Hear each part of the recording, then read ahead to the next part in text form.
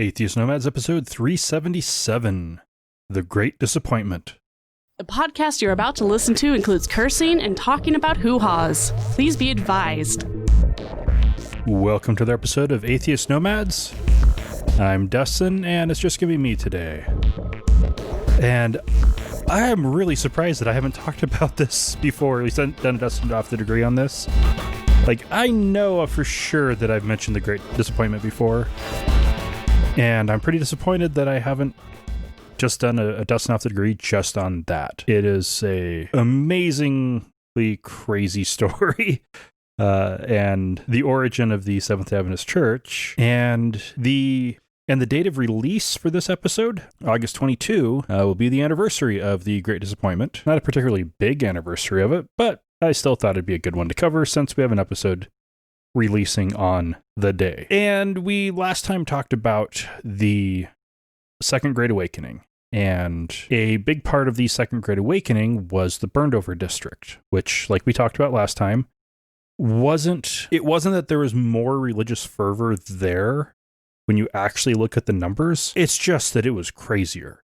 And the Burned Over District was kind of that borderlands between New York and Vermont, where the Mormons came from and the Adventists came from and the Jehovah's Witnesses came out of there. There was a lot of groups that came out of that particular spot, all within about 30 or 40 miles of each other. And so, but with my background as a former Adventist, it's the Burned Over District story that is closest to my heart. So let's get into the story. William Miller was born in 1782 and was raised in a Baptist family in Massachusetts and New York. He got married when he was 21, and he moved to Vermont to be a farmer. He quickly became friends with the elite of the town and became a deist, just like all of them, and quickly became a constable, and then deputy sheriff, and then justice of the peace.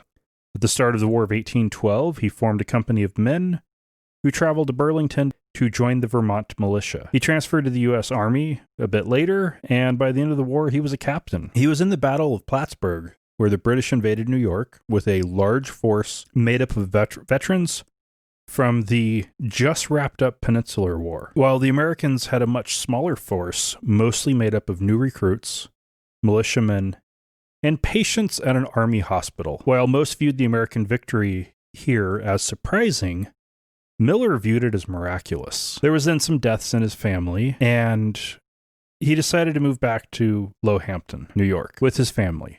And while contemplating the death of his father and sister, and barely surviving with cannonballs hitting at his feet and fire all around him, he had a hard time grappling how that could have happened if the distant and disinterested God that he believed in was the true God, and that it was clear that there must have been a God actively involved in and favoring the United States. The church also enlisted him to join in the rotation of people reading from the Book of Sermons when the pastor was away, and eventually he was converted. As he put it, quote, "Suddenly the character of a Savior was vividly impressed on my mind. It seemed that there might be a being so good and compassionate as to himself atone for our transgressions and thereby save us from suffering the penalty of sin. I immediately felt how lovely such a being must be, and imagined that I could cast myself into the arms of and trust in the mercy of such a one." End quote. Interestingly, kind of the opposite conclusion that I came to when I went from deist to more of an atheist. From his reading of the Bible, he became convinced that Daniel 8 contained a prophecy that Jesus would come back to Earth 2,300 years after Artaxerxes' order to rebuild the temple in Jerusalem. This was based off of, and I am going to read from the English Standard Version, Daniel 8, 13 and 14. "Then I heard a holy one speaking, and another holy one said to the one who spoke, 'For how long is the vision concerning the regular burnt offerings, the transgression that makes desolation, and the giving over of the sanctuary and host to be trampled underfoot?' And he said to me, 'For 2,300 evenings and mornings, then the sanctuary shall be restored to its rightful state.'" 2,300 evenings and mornings, Miller interpreted to be 2,300 days. An evening and a morning in the Bible is a day. Not the evening is a day and the morning is a day. It's the evening and the morning together are a day. One is the day, one is the night. So that actually would have been 1,150 days. Now, it's also contradicted elsewhere in Daniel in chapter 12, one place calling it 1,290 days, and also 1,335 days. So it could be a prophecy for 1,150 days, or 1,290 days, or 1,335 days. Either way, that'd be 3 to 3.5 years, give or take. What William Miller ended up doing to interpret this was creating a new principle of interpreting prophecies. It is a way of interpreting prophecies that at present, okay, if you ignore the Baha'i, which aren't related to this at all, it's Adventists, Christadelphians, and Jehovah's Witnesses. Seventh-day Adventists and Christadelphians are both descendants from the Millerite movement, and Jehovah's Witnesses are definitely heavily influenced by those descendant movements. Nobody else accepts a year to a day. There are a couple verses who talk about a year for a day. There's one in Ezekiel, but he's laying on his side for a number of days to signify years of punishment. And there's one in Exodus with the Israelites wandering in the wilderness for 40 years, 1 year for every day the spies were in Canaan. None of those say that you should be applying it as a overarching and constant way of interpreting prophecy. But Miller came to that conclusion. Also, the order to rebuild the temple was given under Cyrus the Great, who reordered all the temples in the land that he'd conquered to be rebuilt. Artaxerxes, or just Xerxes, is recorded in the Bible as giving an order to help fund finishing up the temple, but there aren't any Persian records backing that up. That's not to say that Xerxes didn't also give an order about the Jewish temple, but that doesn't say that he did either. And if you're trying to base it off of an order to rebuild the temple, you should have been going with the order under Cyrus the Great. Miller picked the later date, the worst date, and then doubled the number of days that were in the prophecy, and then made up a principle to count those as years. Once he came to this conclusion, he sat on it for 5 years. He just kept going over it over and over again, trying to make sure that he was right. And then he was finally comfortable telling his friends. And he continued to go over it over and over again to make sure that he was right. And he was still sure that he was right, despite the fact that it was based on a principle that he'd made up, basically whole cloth, and by a major miscalculation. Then he waited another 9 years after telling some people before he finally started actually preaching this message. And he traveled to another town to do that and boldly preached that Jesus was going to return in 1843, just 12 years away. The next year in 1832, Miller published his ideas in the Vermont Telegraph, a Baptist newspaper. The first one was published May 15 of 1832, and Miller wrote about the response that he got, saying, quote, "I began to be flooded with letters of inquiry respecting my views, and visitors flocked to converse with me on the subject. By 1834, he couldn't keep up with people wanting to talk to him, so he wrote out a 64-page tract about his teachings titled Evidence from Scripture and History of the Second Coming of Christ about the year 1844, exhibited in a course of lectures. These lectures that he would have been giving for several years up to this point would have mostly been in camp meetings. The big tent revivals, setting up camp, multiple days, people coming out, preaching for days and days and days, as was very common throughout the Second Great Awakening. Also, he had shifted by this point from believing that Jesus would come between, quote, on or before 1843, as he wrote in 1822, to by 1834, saying the year 1844. By 1840, he'd picked up enough steam that he had a pretty decent amount of followers and went from being just a regional movement to more of a national campaign. One of the most important people in making this transition was Joshua Himes. He was the pastor of the Chardon Street Chapel in Boston and was a publisher. And he started publishing a paper called Signs of the Times. The first issue was February 28, 1840, and the Seventh-day Adventist Church is continuing to publish it to this day. Miller's followers kept trying to get him to set an exact date for when Christ would return. And he resisted. Eventually, he narrowed it down to sometime in the Jewish year, beginning in the Gregorian year of 1843. So sometime between March 21, 1843 and March 21, 1844. March 21, 1844 came and went. The group wasn't too disappointed yet, so they continued to study and discuss it and picked a new date, April 18, 1844. This one was based off of switching from the rabbinical Jewish calendar to the Karaite Jewish calendar, a group of Jews who reject the rabbis and Talmud. So with this different calendar, they're really go with, okay, at least by April 18, 1844, which of course came and went. Miller, after that, wrote, quote, "I confess my error and acknowledge my disappointment.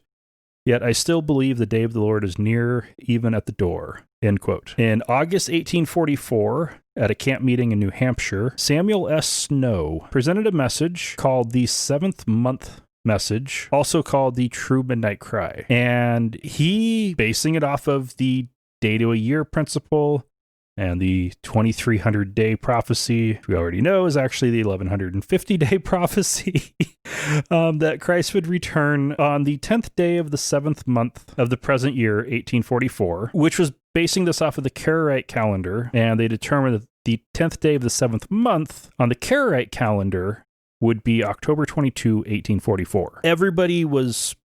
He'd convinced everybody that was the date. People were so sure that they sold their possessions. They didn't harvest their crops, just let them rot in the field. And we're talking somewhere between 50,000 and 500,000 followers at this point, who were abandoning life and giving all their money they could to this mission movement to try to prepare the world for Christ's return in 2 months.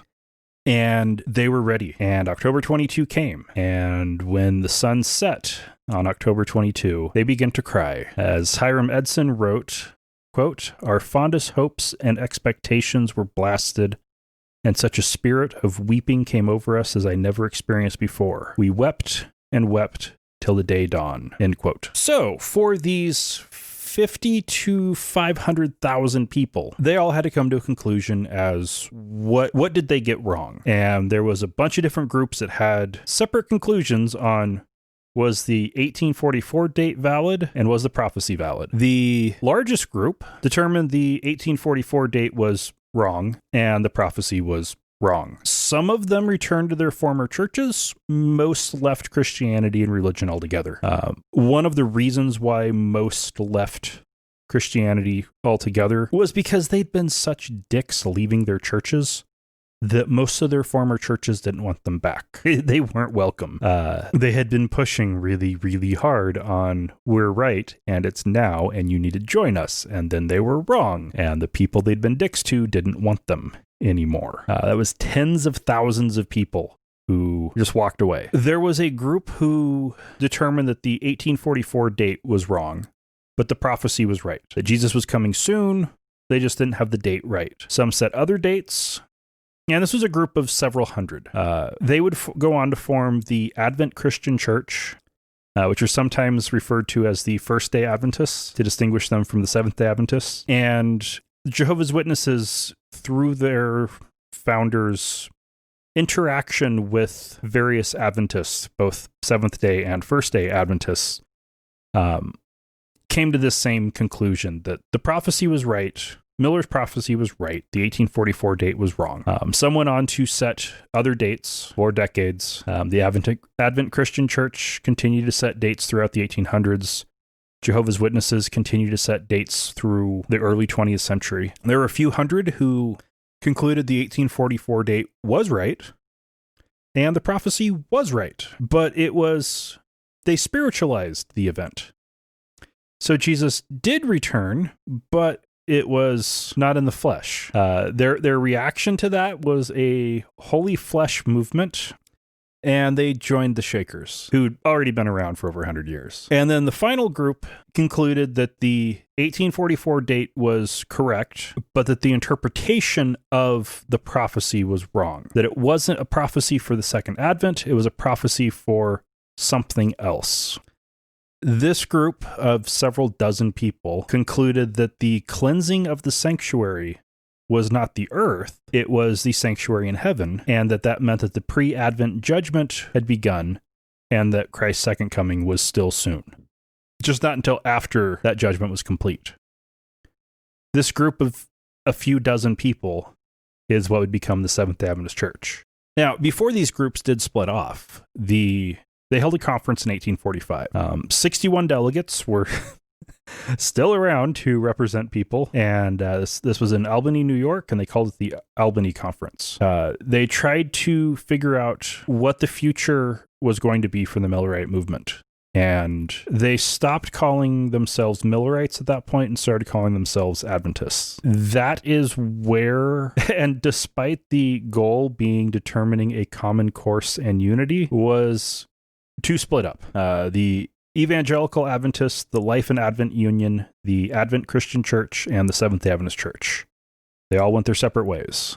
The American Millennial Association, which would later be known as the Evangelical Adventist Church, was the only one out of the group to believe in eternal hell and consciousness and death, and they declined over the years, despite being the largest group out of the Millerite schisms.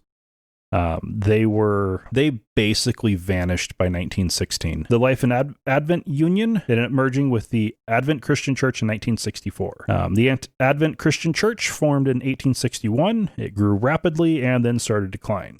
They still have some magazines and a liberal arts college and a one-year Bible college, and they're not particularly huge. The smallest group from the splitting is what would become the Seventh Adventist Church, which of course is the largest of all of the Advent groups with over 19 million members at this point.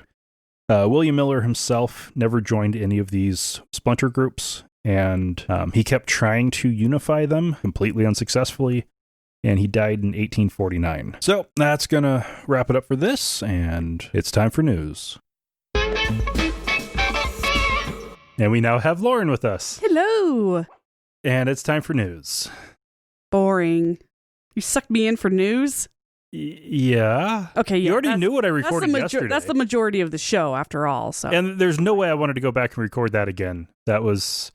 Is that brutal? It was brutal recording it.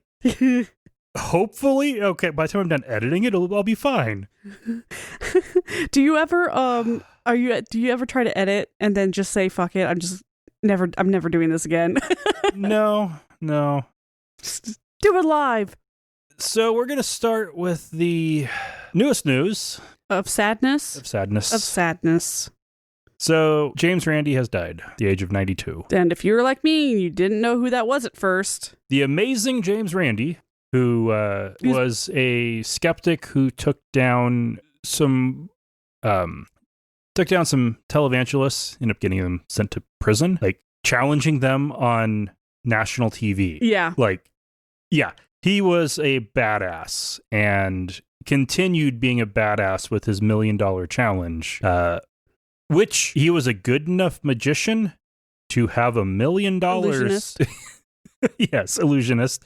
To have $1 million in the bank that he was able to put into an escrow account in case anybody actually proved that anything supernatural happened. Do you think is that still going? I know nobody's ever claimed it, obviously. Oh, lots of people have tried. But yeah. Do you think there's a post-mortem in memory of $1 million just going to sit there for ages? It was first issued in 1964 and terminated in 2015. Oh, that's okay. Yeah, I know his health has been in decline for quite a while. Yeah. So, okay. In 1964, it started out as $1,000. It increased to $10,000 shortly after that. Lexington Broadcasting wanted him to do a show called the 100,000 Psychic Prize. So they added another $90,000 in Okay. to the $10,000 that Randy had already put in. And then in 1996, one of his friends, Rick Adams, who was a internet pioneer, donated $1 million to add to the prize. Wow. So it's $1 million. So it would have actually been 1 million, 1.1 million yeah. plus any interest that it was getting in the process. Yeah. But he was the only judge of it, right? No, he had a whole team. Oh, he did? I think they should keep it going. No, it was terminated 5 years ago. That's too bad. I think they should have kept it going. Probably largely in part because he was not well enough to keep doing it. Yeah, he was a cool guy, cool skeptic, made it very public, very... Yeah. Psychics, man. Well, Paranormal stuff really just rubs me the wrong way when people start charging money for it. Yeah, and that's who he was targeting, were these phony guys who are making mega bucks off of people who... They're not going because it's fun. They're going because they actually believe in this stuff, and that's fraudulent. He grew up in a gypsy camp in Canada. Aw. He grew up watching people rip people off. Right. He knew all the tricks. He knew how it all worked and was really good at doing it himself. Yeah. But had some really good ethics that made him try to take down people who were taking advantage of people. Sweet. And doing it for reasons other than just to be entertaining. Yeah. See, I've always been told, why, just let people have their fun when it comes to like those big psychic shows or paranormal shows where, you're paying really good money to go see somebody perform like a psychic reading or something like that. And it's just like, no, because that's not fun. That's it. And if you're doing it for fun, you're spending way too much money on weird entertainment. Mm-hmm. You need to find some more interesting things. But yeah. Anyway. All right. QAnon is back in the news. Well, they're always in the news. Yeah, now. They haven't left. The particular story we're going to talk about is out of CNN, where they've been looking into, actually, Daniel Burke wrote this, who is the CNN religion editor, looking at how is QAnon related to religion? And? There's both it is direct and some indirect bits there. So he found, what kind of got him started on this was finding a retired Southern Baptist pastor who's pushing QAnon conspiracies online. Found that this guy and his wife just fell down the rabbit hole and got sucked in. They live in Mississippi, and as they watched more and more videos, they became convinced that it was coming from somebody who was legit, who actually had access to this information and was sharing real information about the future. Wow. And there are numerous pastors that have been found preaching QAnon from the pulpit. I just don't see... Well, of course, religion and politics go hand in hand. I always thought QAnon was a political force. Well, why is it catching the attention of so many religious people? It's one of those where in the U.S., religion and politics were always separate until the moral majority in 1980. Okay. When that group formed, claiming to be the moral majority, they were never a majority. It was just... Christian propaganda? It was some propaganda from some evangelicals. Yeah. Who wanted to make evangelicals not seem like crazy people. Which apparently prior to that time was what everybody thought evangelicals were, was just those crazy nuts. They're crazy, yeah. And they decided, nope, they wanted to be taken seriously, so they took over a political party. Yep. Okay. And when you have a religion take over a political party, you end up having political and religious conspiracies are the same thing, because the party, if it's a political conspiracy but the party's run by religion, then it's a religious conspiracy too. Yeah. Do they pay taxes? And it's one of those with where the fall of the wall of church and state separation. You can't have that wall in place when a party's being run by religion. Yeah, true. There's at that point it's pretty hard to separate, and you end up with what we have now. Yeah. So QAnon, of course, has been identified as a domestic terror threat by the FBI, and YouTube is cracking down on them, but Christians are continuing to push it.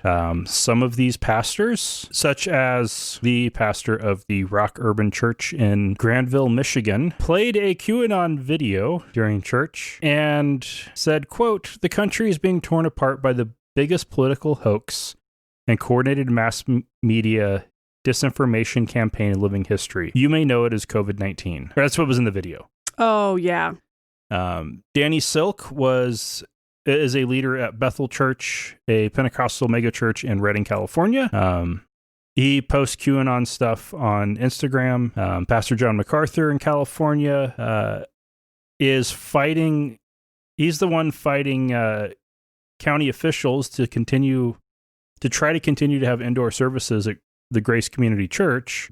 And he's doing it pushing QAnon claims that there is no actual pandemic. Right. And there's a movement being led by Indiana's Omega Kingdom Ministry to merge QAnon and Christianity, combining texts of the Bible and Q, reading them at church services together. That's so stupid. That's just dumb. I mean, what religious... religion is already dumb. I can't wrap my head around it most of the time. This is extra dumb, and so I just like to ignore it, pretend it doesn't exist, because nobody could be that stupid. Millions are. And I don't know.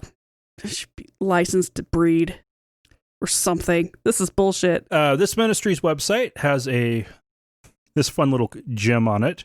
Quote, "If you are just learning about QAnon and the Great Awakening, this is the right spot for you." Oh, are they calling it the Great Awakening? Yep. So this would be the third Great Awakening. All right. So if Q is just supposedly unraveling U.S. government secrets, what does that have to do with religion? Because the full Q conspiracy is that Donald Trump was put in power by God to bring down all the pedophiles, overthrow the U.S. government, put in a military dictatorship that he's at the head of, where liberty and religious freedom can, rule the day and bring about the perfect world for Christ to return. Oh, okay. Yeah, Trump's not a messiah. Jesus. Yeah, and evangelicals trying to back up their support for Trump always uses the biblical example, the man after God's own heart, King David. Yeah. Who is mentioned referred to in the Bible as the man created in God's own heart, who had his best friend murdered to cover up for knocking up his friend's wife. Yeah. God likes to get around. So, And so does Trump. Yeah. Mostly with immigrants, though. And porn stars. Especially if they're immigrants. That's just a dig at his anti-immigrant stance. Oh, yeah. Yeah. And so, yeah, there's this weird intersection between Q and religion that makes perfect sense when you consider the far right is both political and religious. Yeah. So, of course, that is where the conspiracy is going to be. Yep. It's not that it was it was purely political ever, because when you get that deep into the far right, it's too late. It's all the same thing. Yeah. That's true. Once you start, if you're that far, you're already gone. Some people manage to claw their way out, but I don't know how. Yeah. And I do recommend reading this article, because he goes into some real details. And also talks about QAnon's great disappointment when their Q's prophecy that Hillary Clinton and all the other pedophiles were going to be arrested in 2017 didn't happen. Mm-hmm. Oh, yeah. What happens when your prophecies don't come true? That was Q's great disappointment. Yep. And must have gotten the date wrong. And they are explaining it away the same way that the early Adventists did after the Great Disappointment in 1844. Yep. Either They got a detail. The date was wrong, or they had the wrong interpretation of the prophecy. So what happens when Trump gets elected out of office and he goes away? Does the whole thing crumble? Or are they going to pick a new Messiah? If it really follows along, if the Adventist comparison that this article makes holds through that well, then 99% of them will all walk away from it all and will become moderate or even liberal people. All right. There's another reason to go out and vote, guys. The remaining 1% will continue to fester for over decades, and in 150 years will have tens of millions of followers. Yeah. Oh, my God. Oh, it's wrong on so many levels. And if you look at the collapse of the Millerite movement, the smallest group that survived was what would become the Seventh-day Adventist. And they are now the biggest group. Yeah. A few dozen that hung on became a church of 19 million people.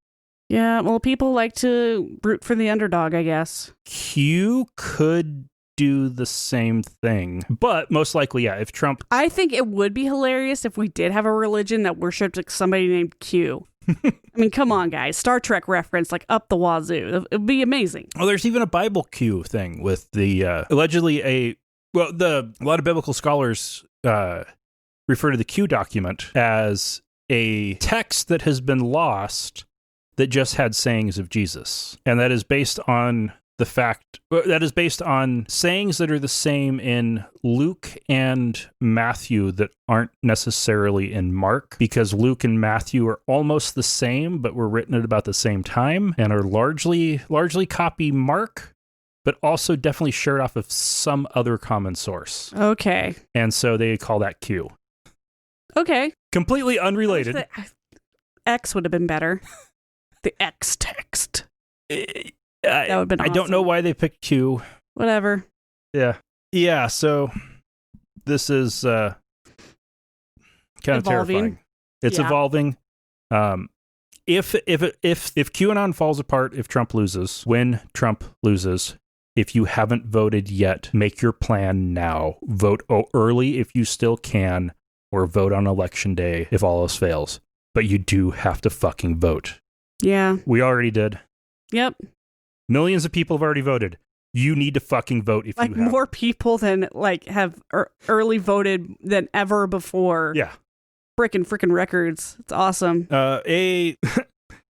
So when Trump loses, there is at least one Proud Boys supporter who has warned that civil war is coming. Oh, boy. This was a video clip where a self-proclaimed supporter of the Proud Boys, said that, there will be a civil war. This video was recorded at a Trump rally at Staten Island and was posted online by a actor and blogger. Yeah, well, hopefully he caught the COVID. Is this the whole, Trump's not going to give up office and he's going to hold himself up and a couple dozen dudes in shirts is going to come out and... This is directly in response to the stand back and stand by. Oh, yeah. They interpreted that correctly, as in, get ready. Yep. Some dangerous people that you're talking to. Yeah. They took that to mean wait for Trump's orders, and they are ready for Trump to order them to take to the streets. Oh, God. From our point of view, Trump is just such an idiot. He's just a moron. Doesn't know how to lead. He's doing all this stuff wrong. How can anybody be like, yes, you will lead us into greatness? Trump's a con man. He's always been a con man. And it's true with every con man that some people who see through it wonder, how does everybody else fall for this crap? I saw a video today where Ari Mandel from MSNBC was talking to, people who used to be some of Trump's closest people, Scaramucci and Michael Cohen, and the guy who ghost wrote Trump's book. Yeah. Asked them, how long did it take to figure out that it was all a con? For Cohen, it was 10 years. For Scaramucci, it was 7 years. These were people working very, very closely with him. On everything, not just the presidential stuff, but on everything. Yep. for the average person, they've got 4 years. Average Trump supporter has 4 years of buying into the con. And if it took people that close a decade. Yeah. Some new info on his tax returns got leaked about how much money he's lost in the Chinese banks. Oh. He paid more taxes to the Chinese government than he has in the U.S. for like 10 years. Yeah. Combined. It's ridiculous. Oh, there's a bunch of countries on that list. Oh my God. He pays everybody else. That's just, and of course, the only problem with that is with the tax code. That's not him. That's not his fault. He's just doing what anybody would do to save a penny here and to save a penny there, penny being $1 million. Where it's different is he was careful to make sure that he hired most likely what he did was found a accountant who was willing to lie. Yeah. And pay the accountant well enough to make the lie worth it. Yeah, absolutely. Of course he was going to do that. Or Trump provided the accountant with bad information or had his fixer it's clearly you can't file a valid return with that kind of money and not owe taxes. So this is now a couple weeks old, but the U.S. Supreme Court denied hearing a case from Kim Davis. Oh, no. Some people just won't go away. Yeah, they sent that back to the lower court, and this was the Supreme Court declining to take up a case. That's something that usually doesn't have any opinion. Yeah. And also usually not anything that has any signatures. They actually got an opinion? There was a concurrence. Oh, wow. Clarence Thomas and Samuel Alito decided that they needed to write a concurrence on their denying to take up this case. So what was the case? This was Kim Davis claiming that her getting fired for... Was it wrongful termination? Not giving same-sex marriage licenses to same-sex couples was a violation of religious freedom. Okay, so it was that same original. Yeah. And the lower court said, no, it's not an infringement. So they appealed, went to the Supreme Court, and what did they write? They must have agreed because they sent it back to the lower court. The main ruling, the main decision was just, no, we're not taking this case. Yeah.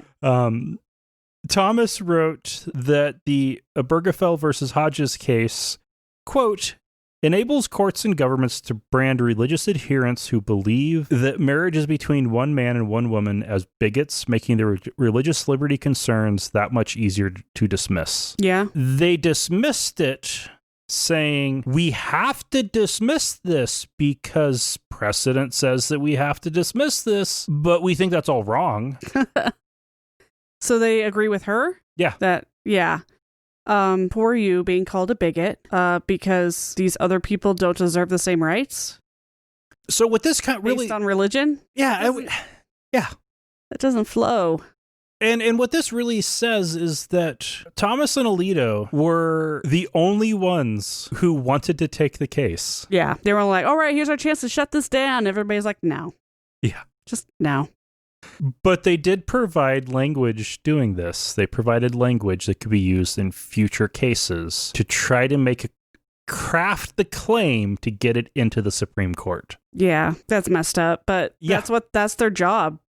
No, that is not their job to do. In their minds, that's their job.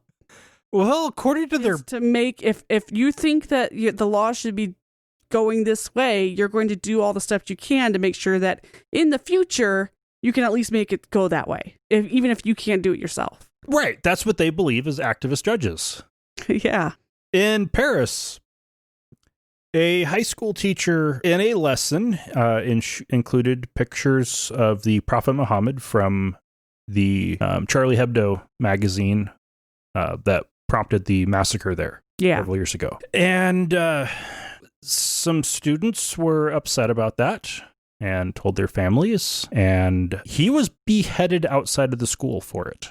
Yep. He was told by students, you shouldn't be showing these pictures. It's incredibly, you have Muslim students. Mm-hmm. So forcing them to look at these images violates their religious freedom in that particular case. He should never shown those images. It was a civics class talking about freedom of expression. Yeah, you can talk about it, but you don't show the images. Not when you have Muslim students sitting there. That's a captured audience. And if those kids believe that looking at those images is going to affect them religiously, you can't make them look at them as part of a civics class. Not saying he had it coming. Nobody deserves to get killed for this kind of shit. But what he did, I believe, was wrong. If the students didn't want to see it, they could have closed their eyes. No. See, that's easy to say. But you can say that to anybody who's an atheist who has to say the Pledge of Allegiance with under God. Just don't say it. It doesn't matter. It's the fact that you are, in this case, in a classroom being taught what is right and what is wrong, and then throwing in this religious imagery stuff when you have kids in the class who believe in that. If you're going to have a secular school, you have to do that respect all religions thing. That's not how it is in France. Okay. That's not France's version of secularism. Oh, okay. That's the American concept of secularism. The French concept of secularism is much more anti-religion. It is not just that it's not that religion must be tolerated in public spaces. It's that religion is not tolerated in public spaces. Religion is a private thing that you have to keep in your own churches and homes.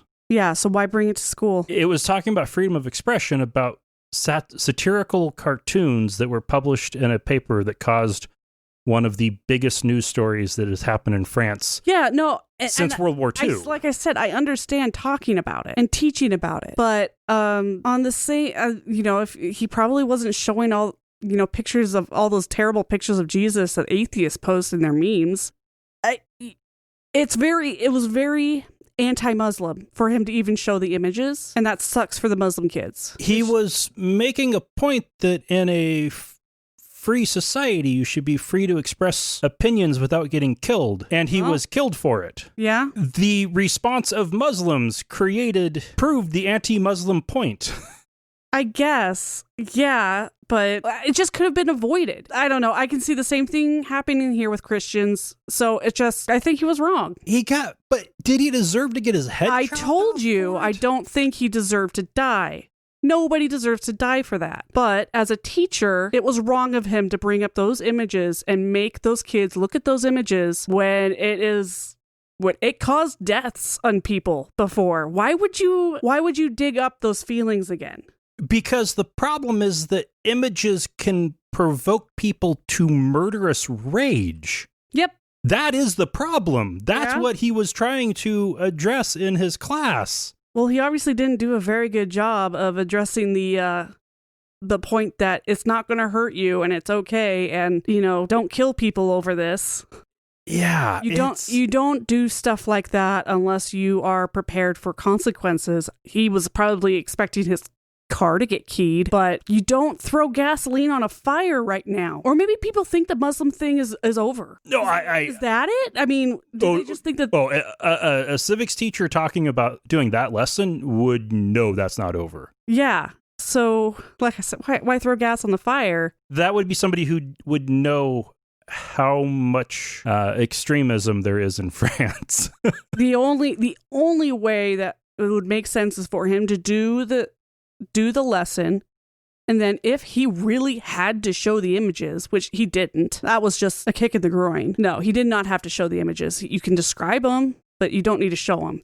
Anyway, he could have asked the students to leave. Say, if you're not comfortable viewing these images, please step outside. And I highly doubt he did that, considering that the kids actually told him not to do it. He was a fucking idiot and an asshole. But he did not deserve to die. You're right. That was terrible, and whoever did that should be... The person who did was shot by police. And that kid is going to have... That kid who's related to that person is going to have a hard time going to that school. The terrible thing here is when there are... And I know... No, I am owning the problematic elements of what I'm about to say. When you have children from families that include barbarians, how the fuck can should a teacher handle that? Do you adjust your lesson to weaken the points that you can make in your lesson to make sure that you don't anger a fucking barbarian in somebody's family? Or do you teach the lesson that you think your students need to learn? You made the the analogy of, what if this was some anti-Christian imagery shown in a school in America. I doubt anybody here would think that that's a likely outcome. That what is That it would be likely that a parent or a family member of one of your students would come to the school with a gun and shoot you. You serious? No, probably not shoot, but they'll get you fired hella fast. Yeah, that has fired. Happened. That's a huge difference. I understand that there's a difference, but I'm sure this guy didn't go into preparing this lesson thinking he might get his head chopped off. No. Nobody would be expecting that kind of barbarism from the family of one of your students. No. And I bet the student didn't realize that either. But the fact that this guy went out of his way in his lesson to, and I'm sorry, this is a huge sensitive topic with atheist communities is, are you anti-religious or anti-Islamic? That was a very anti-Islamic thing for him to do, not an anti-religion thing. I don't think you can fairly present the story of what happened in that event without the images. You absolutely can, because I did. I have not seen those images. They were in every news article I saw about it. I didn't see them. I never saw the image. Because the news places that I got the reporting from didn't show the images because they don't want their newsroom to get bombed. So they were smart and described what happened, what caused it to happen, satirical imagery.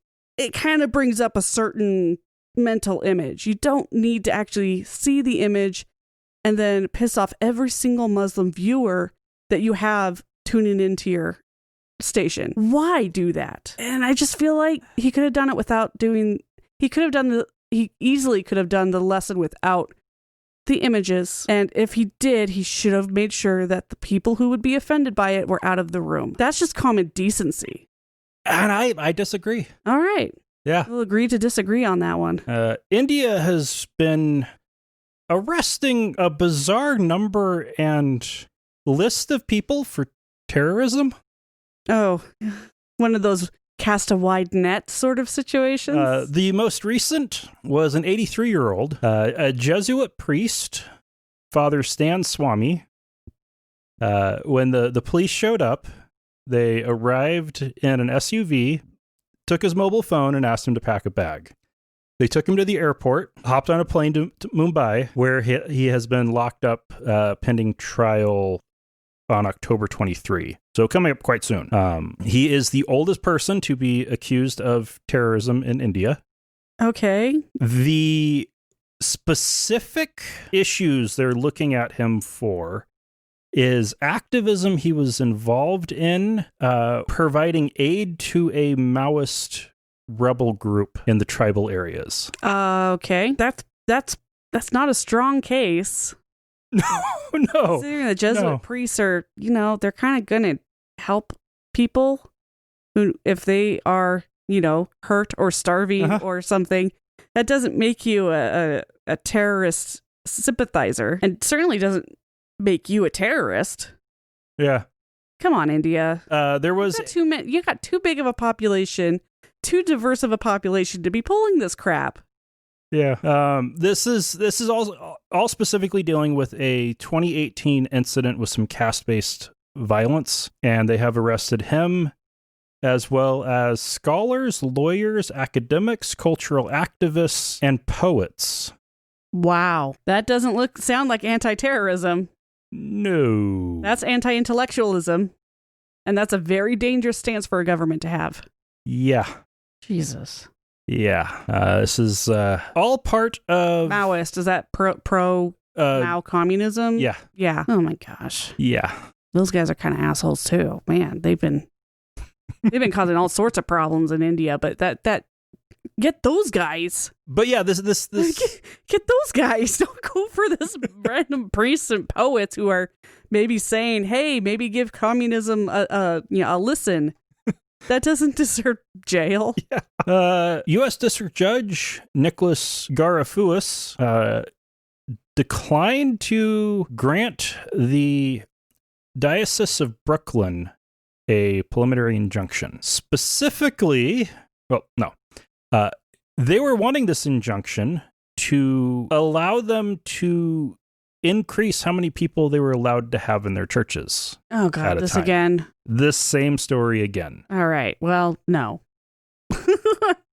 He wrote a 24-page order explaining how these are guided by science, not a desire to target religious practice. Thank you. Yes.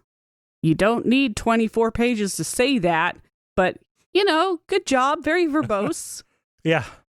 And this is due to the new round of lockdowns that New York is getting as the most recent ones. The ones from this month, as COVID rates have been climbing. Yeah, they're looking at, I've been seeing them calling it the second wave, and I'm like, how many have they had at this point? For New York, this would be the second wave. Okay. They had a real first wave. Oh, true. We had the fake. Yeah, and so they're shutting down non-essential businesses in red zones, which is where things have spiked the most. And included in that rule is religious institutions are limited to gatherings of 10 people or 25% of capacity, whichever is lower. Oh, God. Okay. Now, in the orange zones, which are areas right around the red zones, you can have 25 people or 33% of capacity. The diocese is saying that's unreasonable to have a flat cap, since most of their churches hold between 5 and 1,000 people, or excuse me, between 500 and 1,000 people. Yeah. Well, that does seem to be targeting small churches, but it doesn't matter how many people so much as the space you provide. I suppose that those huge cathedrals could spread enough people out. But even then, you wouldn't get more than... Yeah. Yeah, so no, just... Don't fight the restrictions. Not right now, man. This is not... Yeah. This isn't about you. And this is literally a 1-month order to try to stop this new spike from turning into a full wave. And the only reason they're doing this is because they want the money. Oh, yeah. They don't get the collection plate money. Yep. Otherwise, they'd be perfectly... But they figure out how to do it online. Mm-hmm. Set up a PayPal. Pop up and Zoom. Have a little picture of a basket. Donate now. And for our final news story, the Catholic Church claims to be short on priests. Yeah. More and more are getting arrested? Nope, it's not that. Oh, okay. They are down to they're now up to 3,000 Catholics for every priest. Their target would be much lower than that. They are citing, some of it is, okay, a little of it might be related to COVID, but that's not really much. They've been seeing major drops in the numbers of priests in Europe and the Americas. I'm sorry, but for an organization famous for priests fiddling kids, I would not want to go into that organization with that label. Yeah. It's like, nope, I don't want to be a priest because I can do good somewhere else. Europe lost 2,675 priests between 2017 and 2018. Good. 2,600 priests. Yeah, the Catholic Church can't support this terrible, awful image that it is created for itself. So they've also observed a major drop in the number of nuns, losing 7,249 sisters. Yeah, okay. Probably because they don't want to be sex slaves anymore. Jeez. There's so many things wrong with that church. I mean, oh my God. Yep. They've found they don't have as many seminarians. Those are people going to, graduate school to become priests. They just don't have enough. They aren't identifying very many high school students who want to become priests and everywhere except for Asia. With all of the sexual scandals, it's reached the point where the assumption is that every Catholic priest is fucking children. Yeah. I can definitely understand why some priest would not want that association. Yeah, like I said, you can do good somewhere else. You can go do something else and not be a priest. Mm-hmm. Watch it come crumbling down. All right, and I have something. Oh, yeah. Do you know what carcinization is? No? All right, it's based off of a Greek word, karkinos, meaning crab. And that's because apparently, at least on 5 different occasions, life on Earth has produced crab-like forms. Oh. This was recently published in, oh man, I forget which journal it was, but a 2017 paper about how life has tended towards a crab-like structure. Wow. So there's true crabs, Mhm. which is, typical crabs that you eat. And then there's the fake crabs, which are oftentimes more lobster-like. But if you look at their silhouettes, they look almost exactly the same. They have the huge claws, the little curled up body. And that's occurred many, many times evolutionarily. It's really cool. No, you also have scorpions. This beats that. Oh, like exactly like a crab. Yeah. Like you can't tell the difference just from looking at a silhouette. Oh, wow. Now, if a scorpion managed to tuck its body underneath itself and all you saw were claws and a little body, okay, maybe, but because that's basically what false crabs do. But no, it's really cool. Oh, that's weird. And it's a really fun word. Yeah. All right. Well, we have feedback from Chris via the website. Hey there, I walked away from Christianity after 30 years. I've been an atheist for about 5 years now. I just stumbled across your show and I really enjoy it. I'm currently listening to episode 364. Dustin, the history lesson on biblical canon is very interesting. I got into studying that a bit while I was a youth pastor. So I did know about some of what you were talking about, but I didn't realize that there was so much more to it. I was always fascinated by the history part of religion. Actually finding out about that process is part of what began leading me away from Christianity. I had believed in the infallible Word of God, so learning about the questioned authenticity of some books and the fact that some New Testament books were controversial unraveled the infallibility pretty quickly. Yeah. Plus, I had begun teaching apologetics, and the amount of mental gymnastics required to explain difficult Bible passages can be ridiculous. Anyway, I love what you all are doing and hope you continue to put out your material. Yeah. There must be nothing harder than being a youth pastor with a bunch of teenagers with questions. Because a lot of them, they don't have that screen to shut that down yet. So they're just going to ask whatever comes to mind versus an adult who's like, that may not be an appropriate thing to ask. Oh, man. Yeah, Chris, I'm glad you enjoyed that. It is always a weird one since, the general concept is that, the Bible's just the Bible. It's what it's been. And it's never that simple. You show your King James Bible to any atheist and they're going to laugh in your face. And from Kelly Fuston via YouTube, Elders of Zion was written by Henry Ford. Oh. I double-checked that. Yeah? And it was not written by Henry Ford. Oh, okay. It was written by someone in Tsarist Russia. Okay. Around the year 1903. Oh.